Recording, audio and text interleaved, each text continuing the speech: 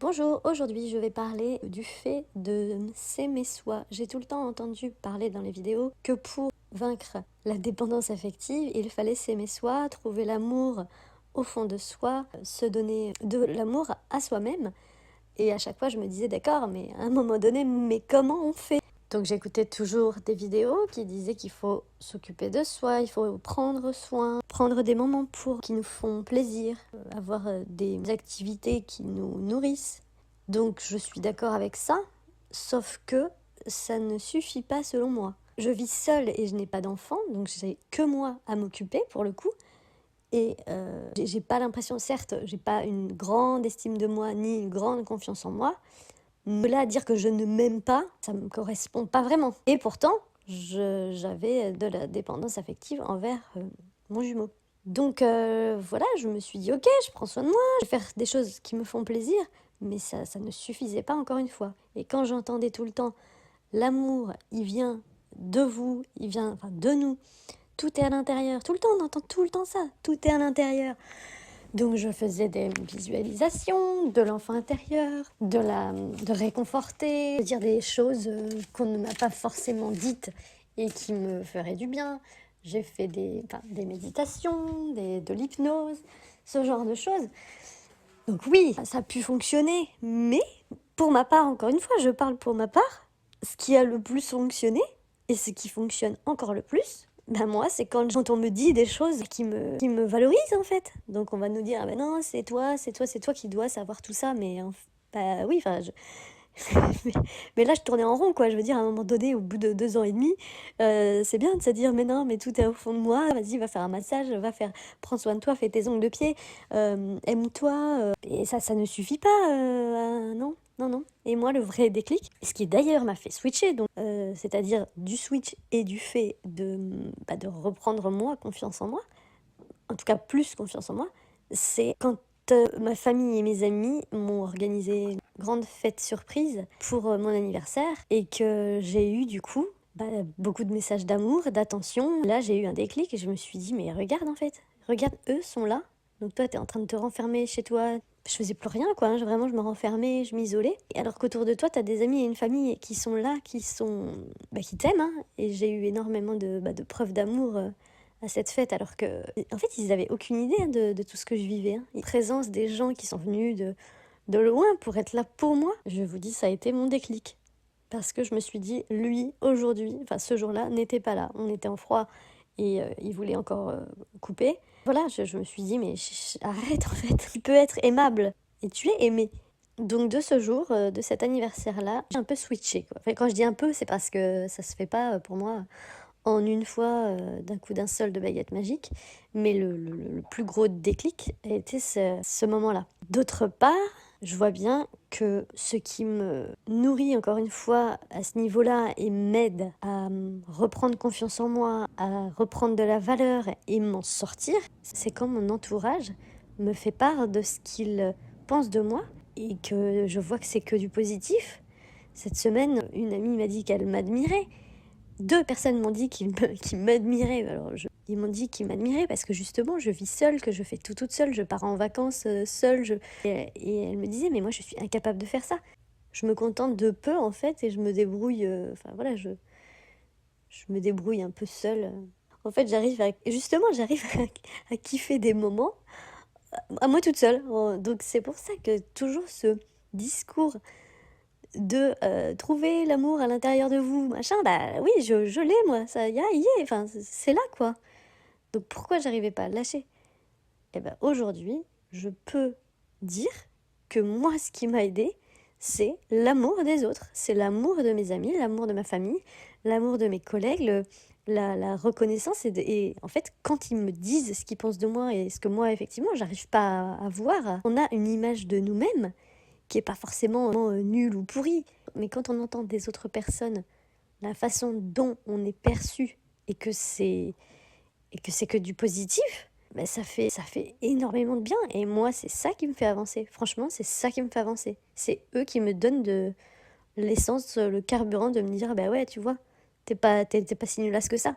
Parce que quand t'es tout seul avec toi-même et que, bah oui, bah c'est bien, tu t'aimes, t'es content, hein, pour moi, on a quand même besoin un petit peu des compliments, de l'amour, parce qu'en fait finalement tout ça, ça reste de l'amour, donc sans en devenir dépendant à ce moment-là, je dis pas ça, mais donc ce que je cherche à dire à travers cette vidéo, c'est que quand on nous sort tout le temps, oui, il faut chercher l'amour à l'intérieur de soi, tout est à l'intérieur de toi, machin, ouais, mais d'être entouré, d'être valorisé, ça fait grave du bien, c'est ultra important aussi pour sa construction et pour reprendre confiance dans ce parcours et pour se dire, tu vois, tu vaux quelque chose en fait, même les autres le voient. Donc lui, peut-être qu'il ne le voit pas, peut-être qu'il n'est pas assez amoureux pour se donner les moyens d'être là avec toi, mais il y en a d'autres qui voient tes capacités et tes talents ou tes qualités, donc concentre-toi là-dessus. Moi, c'est vraiment ça qui me rebooste. Je pense que c'est un équilibre entre les deux, entre aller chercher de l'amour à l'intérieur de soi, d'apaiser son enfant intérieur. C'est vrai, c'est très important, il faut. Je continue souvent ces visualisations, quand par exemple je me sens rejetée ou abandonnée ou mal aimée, je repense à la petite fille à l'intérieur de moi et voilà, je réconforte. Enfin, tout plein d'exercices qu'on nous donne à faire pour ce genre de choses. Je lui dis les mots que j'aurais aimé qu'on me dise. Alors, ça paraît complètement débile, ça paraît, on se dit, mais n'importe quoi. Moi, la première fois qu'on m'a parlé de l'enfant intérieur, c'était en hypnose. J'ai pas été très réceptive, parce que j'ai pas trop compris, en fait, le principe. Et puis au final, bon, quand on s'intéresse à tout ça, on comprend un peu quand on se concentre sur le sujet, ça vient toucher des choses plus profonde. Quand on fait des méditations, quand on fait des exercices d'auto-hypnose, c'est un peu de l'entraînement aussi. On arrive à débloquer des choses. Moi, j'ai eu des moments où j'ai pleuré à chaudes larmes parce que je me visualisais, moi, en petite fille, dans certaines situations qui ont été très douloureuses. C'est les exercices qu'on nous dit de faire.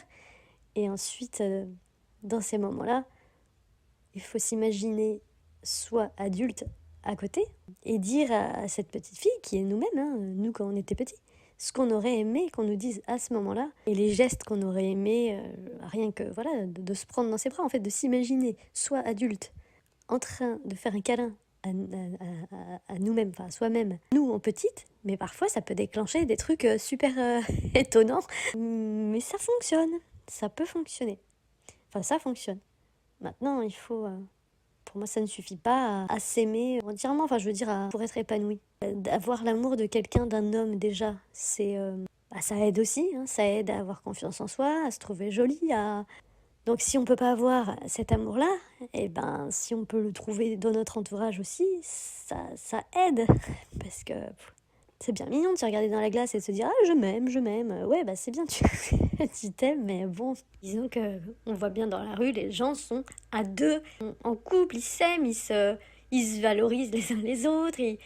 Ça, c'est quand même important, c'est un peu l'essence de la vie, l'amour. Enfin, on le dit suffisamment. Donc tout le temps, quand on nous dit « Oui, aimez-vous, aimez soi, aime-toi, déjà toi à l'intérieur », je ne dis pas que c'est pas ce qu'il faut faire, Évidemment, après, tout dépend de l'estime de soi qu'on a à la base. Mais personnellement, et je parle encore moi pour moi, je pense pas avoir une estime de moi vraiment pourrie de chez pourrie. Et pourtant, j'ai de la dépendance affective au niveau des hommes. Et la peur de l'abandon, effectivement, aussi. C'est ça qui était un peu compliqué à gérer. Me dire comment ça se fait. Et puis d'avoir travaillé là-dessus, j'ai bien avancé sur le sujet. Alors ça a été un peu décousu mon travail, mais j'ai fait plein de choses. Je n'ai pas vu de psy, mais j'ai vu plein de... J'ai travaillé avec des énergéticiens, j'ai fait beaucoup de soins, j'ai travaillé avec des coachs aussi, des rendez-vous qui débloquent, de l'hypnose et des choses à moi toute seule aussi. Avec des vidéos, même en écoutant des vidéos là-dessus, sur ces sujets-là, j'ai réussi à avancer, en fait, à avoir des compréhensions. Mais voilà, des soins, c'est quand même pas mal pour débloquer. Mais il faut quand même parler. En tout cas, je ne dis pas, encore une fois, que de dire oui, s'aimer soi, c'est de la connerie. Pas du tout. Je sais bien que c'est la base du truc. Mais je veux dire que l'amour des autres est quand même ultra important pour se construire aussi, pour retrouver cette confiance ou ce truc qu'on n'a pas forcément. Parce que moi, la liste des qualités que j'ai, comme ils nous disent de faire là, j'en ai fait, enfin, mais bon, c'est bien, mais en fait, non, mais pour moi, perso, ça suffit pas. Enfin, il y a rien de tel. Moi, quand je vois là, quand on me dit, ouais, je te trouve comme ça, moi, ça m'impressionne. On me sort parfois des qualités que j'ai, que je soupçonne pas forcément. Et c'est là où j'en prends conscience et où je me dis, ah ouais, mais ça me fait tellement de bien. Vraiment, je reprends de la confiance à ce moment-là. Voilà, un équilibre entre les deux. Et d'autre part, quand je parlais de mon switch qui s'est fait à ce fameux anniversaire, enfin qui a commencé, il y a aussi le fait que ma meilleure amie s'est trouvée un chéri, voilà, qui s'est donné dès le départ les moyens de, de se mettre en couple avec elle, et alors qu'il ne voulait pas se remettre en couple, qu'il venait de rompre avec quelqu'un, et au final, il a tout donné, quoi. Le gars a tout donné. Donc je me suis dit, non, mais attends, tu vois bien, un homme, quand il a envie, il se donne les moyens. Donc, tourne la page, enfin, essaye, avance, quoi. Et puis le switch s'est également fait par ce fameux ras-le-bol de l'attente. Toujours cette attente, toujours ces messages. J'en pouvais plus en fait. Par exemple, quand je lui ai envoyé un message, il fallait que j'attende parfois une semaine pour avoir une réponse. Enfin là, à la fin, c'était devenu ça tellement. Il me disait qu'il était perturbé. Ben, non mais sérieux, enfin, c'était devenu... c'est chiant quoi, tu veux ou tu veux pas, à un moment donné, je vais pas attendre, enfin... Du coup, tu te dis, ah, tu sais que je suis encore dans la dépendance, c'est que... Mais non, en fait, moi, c'est cette attente qui me rendait dingue. Une fois que je sais si c'est oui ou si c'est non, bah ça va, je repars, j'arrive à me repositionner maintenant par rapport à avant. Avant, c'était la grosse catastrophe.